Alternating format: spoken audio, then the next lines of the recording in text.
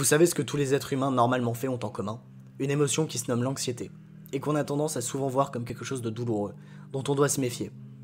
En vérité, l'anxiété est une des nombreuses émotions qui nous rendent humains. J'ai longtemps hésité à aborder ce questionnement, surtout au travers de la pop culture. Car finalement, cette émotion a toujours été là en moi. Et ma simple hésitation à vous en parler témoigne du fait que je craignais d'être hors de propos, de ne pas tenir le bon discours vis-à-vis de cette émotion. C'est là que j'ai réalisé que l'anxiété était constamment près de moi. Cette émotion si confuse qui frappe dans le cœur comme un boxeur sous dopamine. Cette émotion qu'on renferme souvent sans savoir quoi en faire.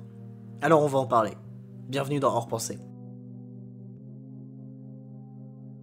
Bordel, j'aime pas mon anxiété. J'ai l'impression qu'elle me retient dans ce que je fais, qu'elle me bloque comme une laisse qui m'empêche de progresser, qu'elle me retient en arrière dans un passé qui m'empoisonne.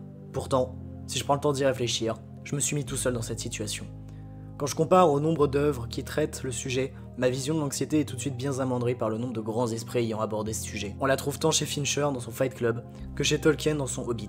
L'anxiété, c'est cette émotion qui nous empêche parfois de faire des choses pour notre propre sécurité.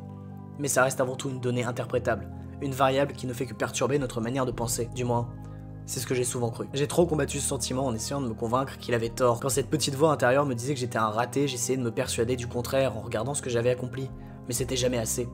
Alors je relisais mes écrits, avec l'envie de me crever les yeux parce que cette voix intérieure me murmurait que ça ne plairait jamais, que je parviendrais pas à véhiculer mes idées et que je finirais comme au lycée, à devoir subir le regard d'une société constamment dans le jugement et dans la critique de l'élève plutôt que dans l'intérêt de ses qualités. Puis j'ai repensé à toutes les œuvres que j'adorais dans lesquelles le personnage principal dépassait ce stade de la terreur pour vaincre ses peurs.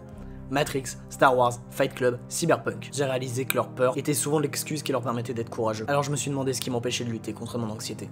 Et c'est là qu'elle est revenue. Cette putain de voix à l'intérieur de mon esprit me ramena à ma condition humaine, me faisant douter de mes compétences ou des propos que j'allais tenir, me faisant dire que j'étais probablement qu'un idiot naïf, incapable de parfaitement interpréter une émotion aussi intense, que c'était une perte de temps, et que les gens s'en foutraient de ce que je pouvais bien penser. Pourtant, si on regarde bien, Bilbon Saké n'a pas écouté son anxiété pour partir à l'aventure aux côtés d'une compagnie de nains.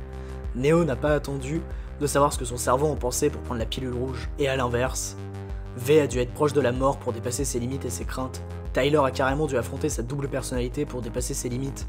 Et je parle même pas de Gregory House, qui a tout perdu pour être quelqu'un de meilleur.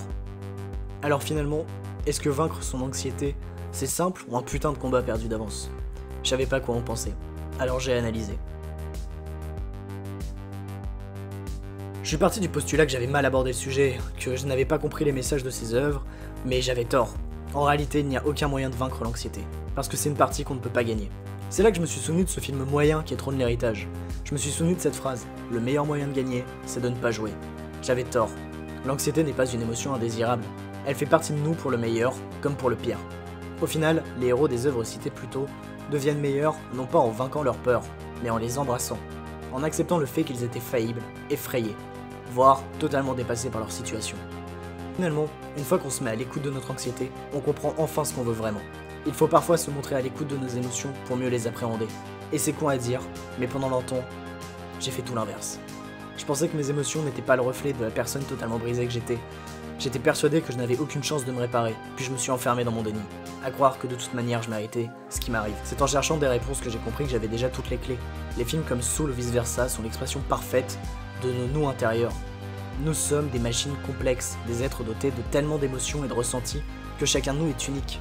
Je commençais enfin à calmer cette voix dans ma tête, celle qui me répétait « T'es mauvais à l'école, t'auras aucun avenir, tu déçois ta famille, tu devrais crever, tu finiras seul parce que t'es trop brisé, pour que qui que ce soit puisse t'aimer. » J'aurais pu me laisser tenter, accepter d'écouter cette voix néfaste en moi qui me faisait sombrer.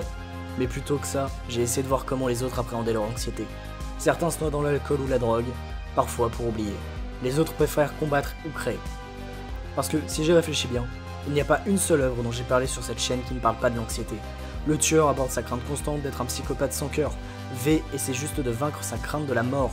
Lutz et Chesterfield essaient constamment de dépasser leurs ressentiments pour sauver des gens. Walter Mitty combat à chaque instant les illusions de sa voix intérieure. Nous sommes tous des héros de films, de livres ou de jeux vidéo. Notre anxiété ne nous a jamais définis, et elle ne le fera jamais. À moins que nous la laissions faire. À moins que nous acceptions cette voix dans notre tête qui nous répète qu'on sera seul et condamné, qu'après tout la mort viendra frapper. Mais ce n'est pas vrai. Il faut juste se relever, faire l'effort de nous comprendre pour mieux appréhender et évoluer. J'avais tort, et toute ma vie j'ai repoussé mon anxiété plutôt que de lui laisser une chance.